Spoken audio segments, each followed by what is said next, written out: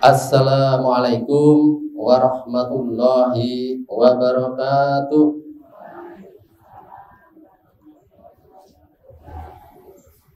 Alhamdulillahilladzi anzala sakinah fi qulubil mu'minin liyazdadu imana wa imanihim. Asyhadu an la ilaha illallah al-malikul haqqul mubin wa asyhadu anna Muhammadan abduhu wa rasuluhu shadiqul wa'dil amin. Allahumma sholli ala sayyidina Muhammadin wa ala alihi wa ashabihi ajmain. Bapak-bapak, ibu-ibu, jamaah pengawasan menjelang buka puasa Masjid Nurul Huda 19 rahimahullah. Alhamdulillah wonten ing sonten punika kita tasih dipun paringi nikmat sehat, ringan melangkahkan kaki ke majelis ilmu. Saderengipun sholawat salam mugi tansah katetepaken dumateng junjungan kita sami uswatun hasanah kita Kanjeng Nabi Muhammad sallallahu alaihi wasallam ingkang saestu kita antu-antu syafaatipun benjang wonten ing yaumul kiamah. Bapak Ibu, monggo kita ngaos sesarengan nggih.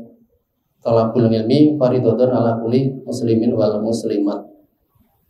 Golek ilmu iku wajib tumrap wong Islam lanang lan wong Islam wadon, khususipun ilmu agami nggih. Wonten ing mriki kawula badhe ngaturaken 7 indikator kebahagiaan dunia menurut sahabat Nabi Ibnu Abbas. Bapak Ibu, Ibnu Abbas ini salah satu sahabat Nabi yang cerdas, pinter ya.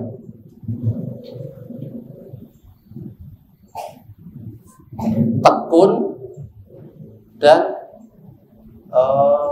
dia kalau belajar ini pas misalnya diulang atau ada pengajian atau apa, dia sering bertanya.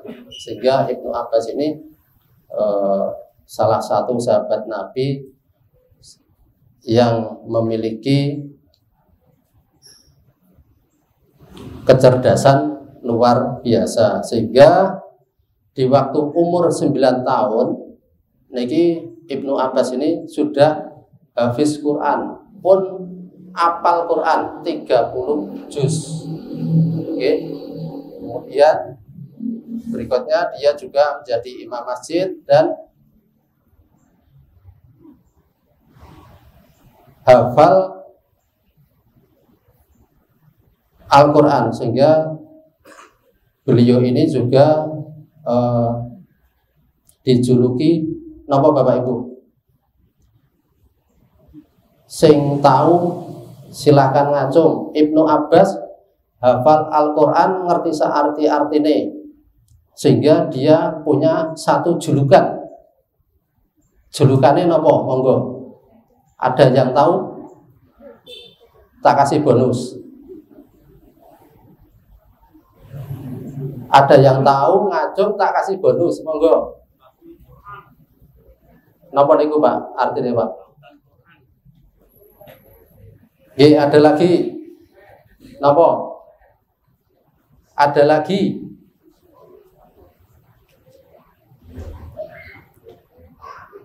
Apal Quran, tapi beliau ini kan seorang manusia. Gambarannya ngoten niku. Napa?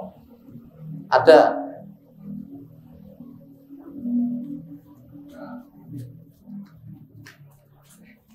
Nah niki Al-Quran itu ibarat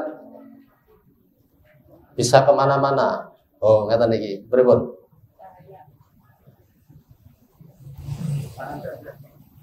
Seperti ini yang nomor 4, Al-Quran berjalan. Ya. Seperti Al-Quran berjalan, soalnya dek nenek apal Quran searti-artinya, sehingga banyak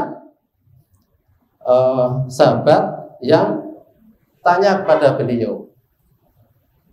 Ini Ibnu Abbas ini juga pernah mendapatkan doa khusus saking Kanjeng Nabi. Doanya Allahumma faqihu fiddin wa alimhut ta'wil. Artinya, ya Allah, pahamkanlah dia, Ibnu Abbas, dengan agama dan ajarkan kepadanya dalam urusan takwil. Terus di umur 9 tahun dia sudah hafal Al-Quran, kemudian dia juga sudah tahu makna-makna kandungan Al-Quran.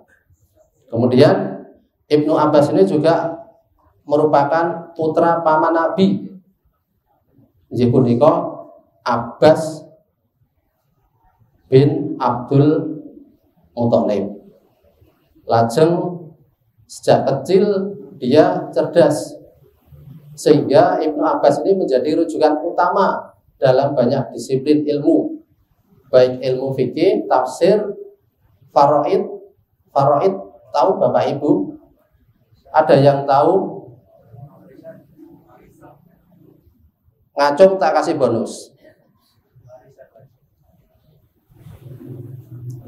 Tapi buatan ngacung ya, berarti kita lewati. Ibnu Abbas punya disiplin ilmunya faraid, ilmu warisan Bapak Ibu. Lajeng bahasa Arab, syair, nasab dan lain-lain. Sehingga kalau Ibnu Abbas ini ilmunya sudah mumpuni. Kemudian karakter Ibnu Abbas ini memang tekun ya, gigih menuntut ilmu, rajin bertanya, sehingga modalnya, cerdasnya luar biasa. Lingkungan belajar yang mendukung, dan yang paling utama adalah doa yang tadi Kanjeng Nabi doakan untuk Ibnu Abbas itu. Lajeng orang yang sangat bertakwa, jadi akidahnya sangat kuat. Orang yang sangat yakin bahwa kemuliaan seorang manusia itu dilihat dari ilmunya. Sehingga orang yang punya ilmu ini akan diangkat derajatnya oleh Allah. Ini salah satunya Ibnu Abbas. Lajeng pada suatu hari ada orang yang bertanya kepada beliau, Ibnu Abbas, bagaimana Anda mendapatkan ilmu ini? Lajeng Ibnu Abbas menjawab dengan lidah dan gemar bertanya, dengan akal yang suka berpikir. Jadi Ibnu Abbas ini lisannya gemar untuk bertanya, nek ra ngerti takok. Kemudian kalau sudah ditanyakan, dijelaskan, kemudian dipikir-pikir. Suatu hari juga para tabi'in ini bertanya kepada Ibnu Abbas, wahai Ibnu Abbas, tolong tunjukkan kepada kami apa saja indikator kebahagiaan di dunia. Lajeng Ibnu Abbas menjawab, salah satunya ini, ada 7 . Oh, mboten ketok tadi ya.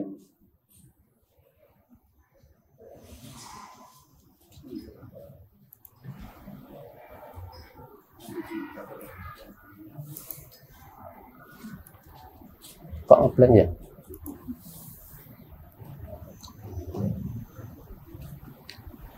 Ternyata nggak kelihatan.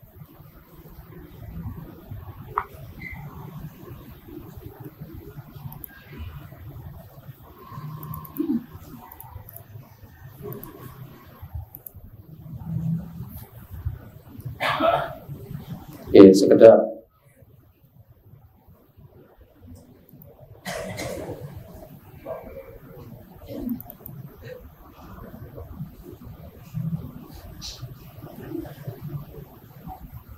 tadi mawon. Ini tadi nomor 4, Al-Quran berjalan 9 tahun hafal Al-Quran.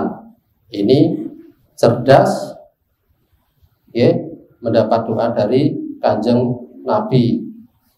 Lajeng ini ada yang tanya, dijawab lidah dan gemar bertanya, akal yang suka berpikir. Kemudian pada suatu hari para tabi'in juga bertanya kepada Ibnu Abbas tentang indikator kebahagiaan di dunia. Ini ada 7, ya. Salah satunya ini gambar apa Bapak Ibu? Ada yang tahu? Ada gambar orang sujud, ada gambar gini pakai peci, ada yang gini. Ada yang tahu?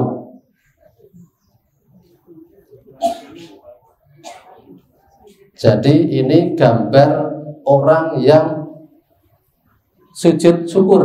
Nih yang pojok ini. Ini juga orang yang bersyukur. Alhamdulillah. Ya. Kemudian ini ekspresinya. Ya. Kalau orang dapat nikmat, misalnya berditompo apa itu daftar PTN, ekspresinya alhamdulillah gitu ya. Ini artinya apa? Nomor 1 adalah qalbun syakirun, hati yang selalu bersyukur, yaitu memiliki jiwa syukur yang berarti selalu menerima apa adanya, sehingga tidak ada ambisi yang berlebihan, mboten gampang stres, ya. Sehingga inilah nikmat bagi hati yang selalu bersyukur. Hati yang bersyukur ini apapun yang terjadi itu pasti yang terbaik menurut Allah dan pasti terbaik juga untuk kita, ya. Seorang yang pandai bersyukur sangatlah cerdas untuk memahami sifat-sifat Allah. Bila sedang kesulitan, maka ia segera ingat, ya. Kanjeng Nabi pernah bersabda, kalau kita sedang sulit, perhatikanlah orang yang lebih sulit dari kita. Ketika kita sulit, perhatikanlah orang yang lebih sulit dari kita. Pasti kita akan bersyukur, ya. Bila sedang diberi kemudahan, ia bersyukur dengan memperbanyak amal ibadah. Wujud syukur itu berarti kita harus berbuat kebaikan untuk ibadah. Kemudian Allah pun akan mengujinya dengan kemudahan yang lebih besar lagi. Bila ia tetap bandel dengan terus bersyukur, maka Allah akan mengujinya dengan kemudahan yang lebih besar lagi. Nah, maka berbahagialah orang yang pandai bersyukur, karena apapun yang terjadi itu pasti baik. Apabila ditimpa musibah, dia sabar. Apabila mendapat kenikmatan, dia bersyukur. Nah, ini kebahagiaan hanya milik orang-orang yang bersyukur. Pokoknya kita menerima ini, insya Allah hati kita lega, ridho, ya. Nah, sudahkah Anda bersyukur hari ini? Sudah belum Bapak Ibu? Alhamdulillah. Tadi pagi bangun tidur, ya, berdoa bangun tidur, alhamdulillah. Ini nanti dapat takjil, alhamdulillah, ya. Nah, kemudian yang kedua, ini Bapak Ibu, ada yang tahu?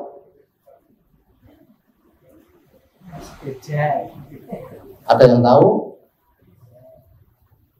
Ini pasangan solihah, ya. Ini gambarnya yang ini, ya. Pasangan solihah ini pit ontel, ya. Kelihatannya enak gitu nonton ini, ya. Wah, ini pasangan solihah. Al azwaju solihah, yaitu pasangan hidup yang soleh atau solihah. Pasangan hidup ini akan menciptakan suasana rumah dan keluarga yang soleh pula. Nek suami istrinya soleh solihah, nanti pasti juga keluarganya soleh solihah, insya Allah. Karena pasti akan mengajarkan kepada anak-anaknya tentang kebaikan, akan memberi contoh kepada anak-anaknya, pasti tahu kewajiban dan hak masing-masing, okay? Sehingga seorang istri yang solihah pasti akan memiliki kesabaran dan keikhlasan yang luar biasa dalam melayani suaminya, walau seberapa lenjengkel ke suaminya, ya. Kadang sok mangkel, ya. Wah, istianu raka beneran. Tapi istri yang solehah akan sabar melayani suaminya. Maka berbahagialah seorang suami yang memiliki istri yang solehah. Bahagia betul Bapak Ibu. Insya Allah, ya. Semoga kalau pasangan kita soleh-solihah, nanti kita juga rumah tangga kita adem ayem, ya. Ini yang ketiga, gambar nopo ini Bapak Ibu. Orang tua, kemudian anak-anaknya mau berangkat sekolah salim. Ini menggambarkan apa ini?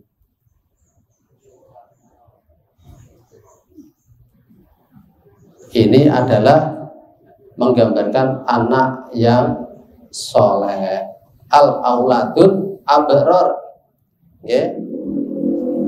Saat Kanjeng Nabi tawaf, ya, Rasulullah bertemu dengan seorang anak muda yang pundaknya lecet-lecet, lecet-lecet. Setelah selesai tawaf, Rasulullah bertanya kepada anak muda tersebut, kenapa pundakmu kok lecet-lecet? Terus pemuda itu menjawab, ya Rasulullah, saya dari zaman saya mempunyai seorang ibu yang sudah uzur. Saya sangat mencintai dia dan saya tidak pernah melepaskan dia, sehingga kemanapun dia selalu saya gendong, kecuali ketika buang hajat. Lalu anak muda itu bertanya kepada Kanjeng Nabi, apakah nopo kula pun termasuk orang yang sudah berbakti kepada orang tua, ya Kanjeng Nabi?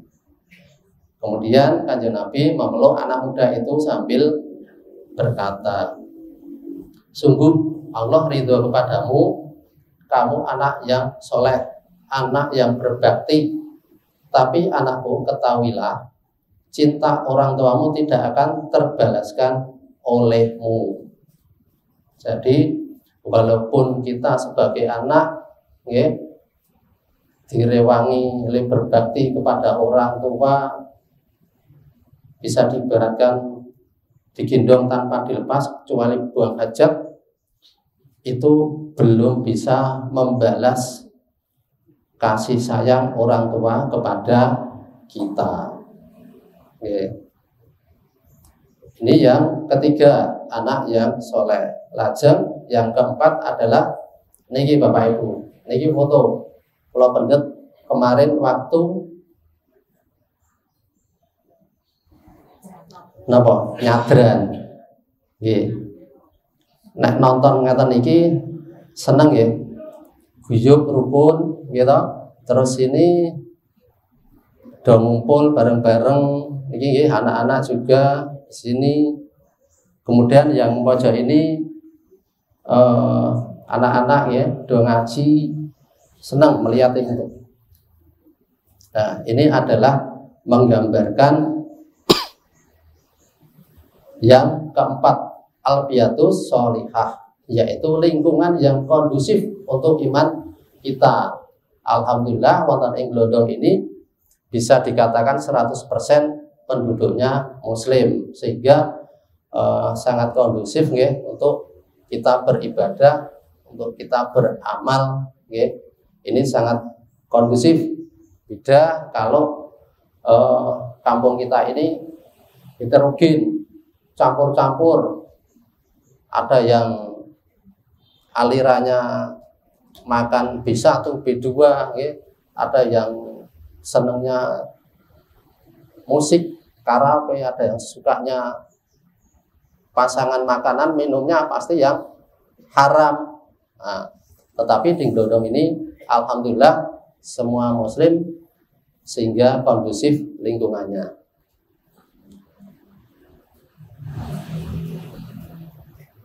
Lanjut yang kelima, ini Bapak Ibu,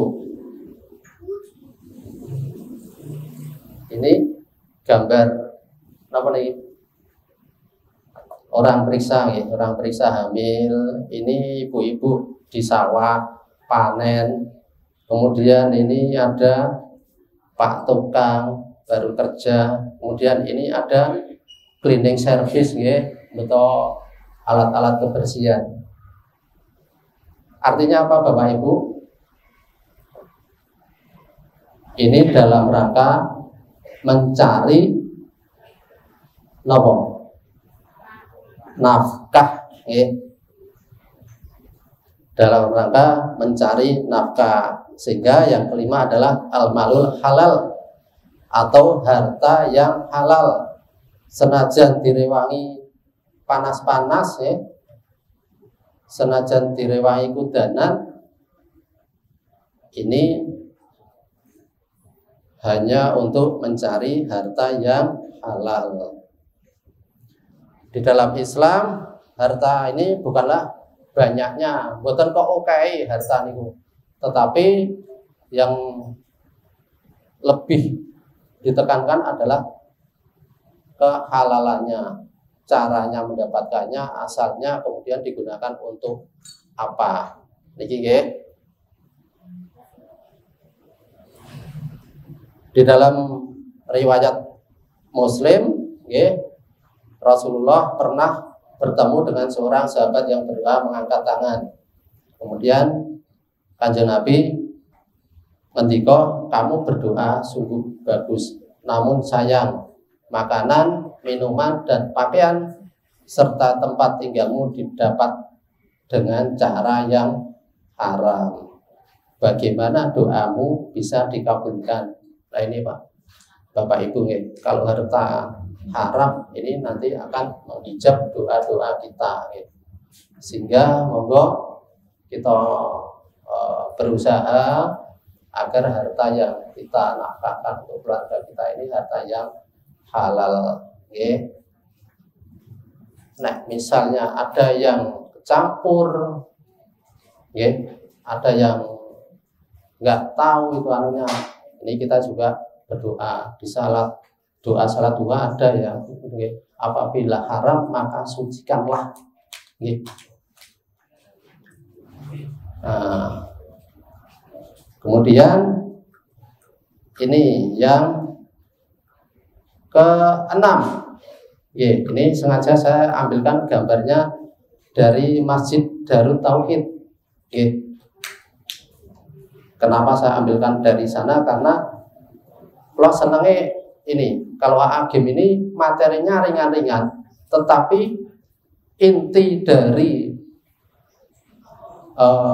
Islam ini sudah kuat di sana. Yang pertama akidah, keyakinan kita kepada Allah, tauhid yang pertama. Kemudian amalnya, tapi ditekankan tauhidnya dulu, sehingga ini kalau di Darut Tauhid ini biasanya dulu terkenal dengan manajemen kolbu, ya. Seneng Pak, nek pun mriko niku kepengin mriko mleh. Napa meneh nek pun dugi Mekah Madinah langkung pengen mleh, nggih. Nek pun dugi mriko. Lah ini Masjid Darut Tauhid ini di depannya ini ada masjid di situ, kemudian dari mana-mana datang ke situ. Di depannya ini banyak kios-kios, warung-warung. Semua warung-warung di sana itu laris minta ampun Pak, laris betul itu. Kamar ruang usaha 3x4 ini 1 tahun 100 juta Pak. Kontrak itu Laris banget waktu. Berarti katakanlah sebulan bayarnya 8-9 juta. 1 tahun 100 juta kontrak itu. Sehingga adanya Darut Tauhid ini membawa berkah lingkungan sekitarnya. Nah, ini tadi gambarnya saya sengaja ambil yang bapak-bapak, ibu-ibu yang sudah berumur. Ini santri pesantren masa keemasan. Ini biasanya yang sudah 40 tahun ke atas umurnya. Umur 40 tahun ke atas. Nah, ini tadi menggambarkan tafakuh fiddin, semangat belajar agama walau jauh, walau ke negeri Cina, itu kita berusaha untuk mencari ilmu. Lebih-lebih kalau dekat mina masjid, kalau tidak ada kepentingan yang lebih urgent, kita usahakan. Neng sing ngomong nih, soalnya ngomong nih Bapak Ibu, saya karena belum mengikuti kajian Selasa, kajian Rebu, saya belum bisa. Bisanya ini pas takjilan, wah ya takjilan kok terus ngangkat. Ini Bapak Ibu, tafakuh fiddin. Allah menjanjikan nikmat bagi umatnya yang menuntut ilmu. Semakin ia belajar, semakin cinta ia kepada agamanya. Semakin tinggi cintanya kepada Allah dan Rasulnya, cinta inilah yang akan memberi cahaya bagi hatinya. Jadi awak ini yakin, seyakin-yakinnya tidak ada Tuhan selain Allah, Nabi Muhammad, Rasulullah. Ini nanti hati kita akan menjadi hidup, sehingga semangat memahami agama ini akan menghidupkan hati. Hati yang hidup adalah hati yang selalu dipenuhi cahaya nikmat iman dan Islam. Lajeng ini yang nomor 7. Ini gambar apa Bapak Ibu?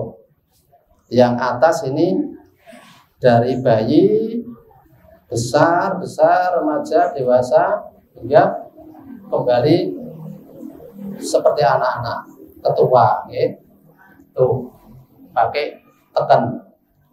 Terus ini gambar masjid Kubah Mas, ini gambar bapak-bapak sama cucunya ngaji.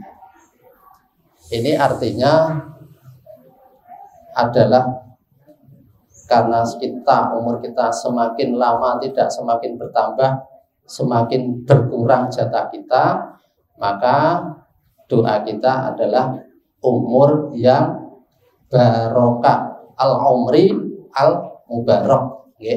Umur yang barokah yaitu umur yang semakin tua semakin soleh, ora soyo semakin tua-tua anggun desa semi itu tua-tua keladi. Tetapi umur yang barokah itu semakin tua semakin soleh, setiap detiknya diisi dengan amal ibadah. Karena seseorang yang mengisi hidupnya dengan untuk kebahagiaan dunia semata, maka hari tuanya akan diisi dengan banyak bernostalgia, berangan-angan tentang masa mudanya. Ia pun cenderung kecewa dengan ketuanya. Letuwo enom seneng-seneng, poyang-poyang, kemudian tua ngedrop, angan-angannya wah aku enom biar gini. Nah, sekarang sudah tidak mampu lagi, sehingga terjadi post power syndrome. Post power syndrome itu mungkin mboten bisa menerima kenyataan, iso stres Pak, sakit, gampang loro, terus loroi kembangnya wong mati. Nah itu makanya Bapak Ibu, apapun yang terjadi kepada kita harus syukur dan bersabar. Di samping post power syndrome, ini juga nopo ya, kegiatan di hari tua harusnya diisi dengan yang baik-baik. Nek wis lara nanti juga enggak maksimal. Sedangkan orang yang misi umurnya dengan banyak mempersiapkan diri untuk akhirat dengan amal ibadah, maka semakin tua semakin rindu untuk bertemu dengan penciptanya, gitu. Semakin nopo nggih, semakin dekat, gitu.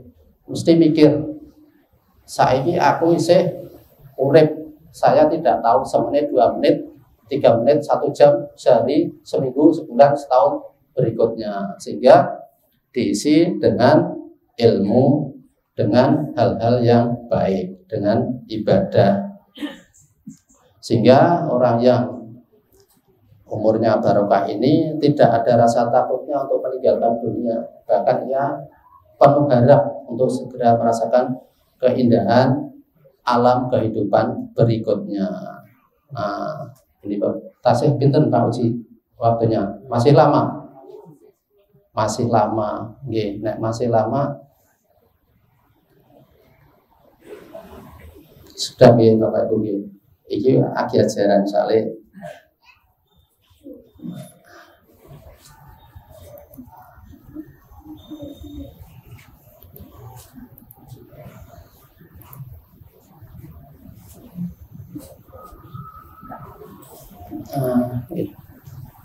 Nih tapi mungkin kalau masih cukup waktunya nanti kita putarkan. Nih yang terakhir, umur yang barokah. Nah, ini doa biar kita umur kita dikasih panjang umur dan barokah. Tapi mboten khusus panjang umur. Kalau tradisinya biasanya udah ulang tahun panjang umurnya, tapi sebenarnya adalah yang barokah. Umur itu yang barokah. Ya. Barokah itu berarti bertambah-tambah kebaikannya. Nah, ini saya ada beberapa kata-kata mutiara. Ya. Usia tidak menentukan kebahagiaanmu, tetapi pola pikirmu yang menentukan. Jadi senajan umurnya awake dhewe masih muda atau tua itu tidak menentukan kebahagiaan kita, tergantung awake dhewe le mensikapi. Kemudian kebahagiaan adalah cara bagaimana kita bisa mensyukuri apa yang diberikan Allah. Lah ini Bapak Ibu nggih, kuncinya bersyukur. Kemudian hati menjadi resah dan gelisah ketika kita terbiasa berandai-andai dalam menyikapi persoalan hidup. Berandai-andai panjang umur, ini pun mungkin kegayuannya yang diangan-angankan ini tidak bisa terwujud, stres gitu. Nah, makanya ini hati resah dan gelisah. Sehingga kunci kebahagiaan di usia berapapun adalah mengelilingi diri kita dengan orang-orang dan pengalaman yang positif. Nah, alhamdulillah ini kita di majelis ilmu di lingkungan orang-orang yang berpikiran positif, okay? Berpikiran positif untuk beribadah. Kalau masih ada waktu, coba saya putarkan sedikit.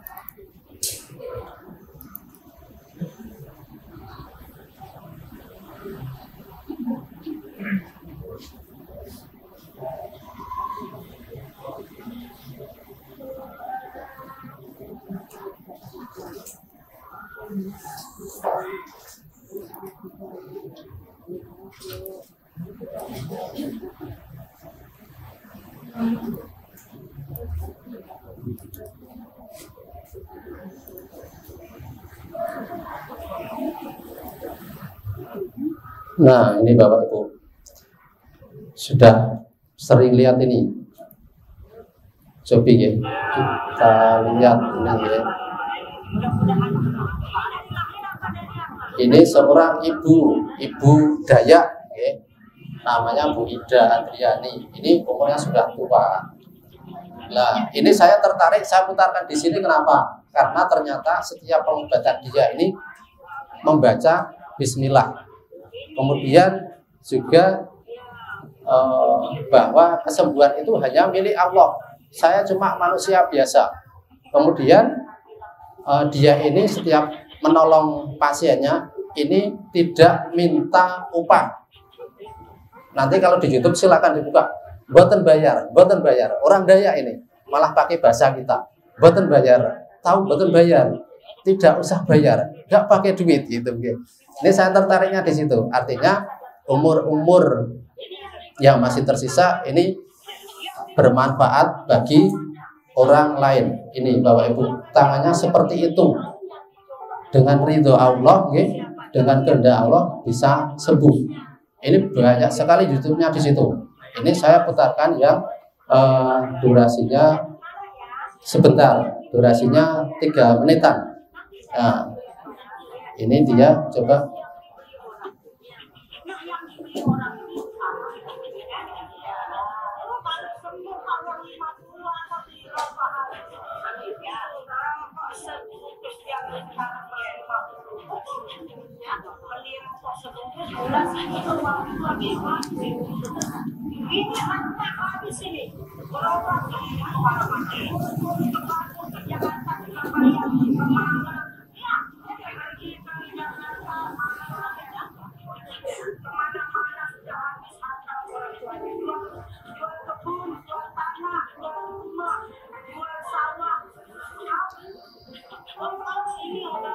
Ini gratis ya. Mohon kesempatan berdoa. Ya, nah ini jadi lurus kayak gitu, Bapak Ibu ya.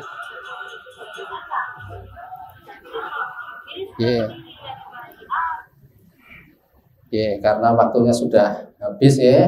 Itu tadi ini orang yang bermanfaat bagi orang lain YouTube ini ya. Semoga diberikan panjang umur dan tetap istiqomah untuk menolong orang-orang yang membutuhkan. Amin. Dan monggo karena waktu sudah pas Pak Uci mari kita berdoa sebelum berbuka. Bismillahirrahmanirrahim.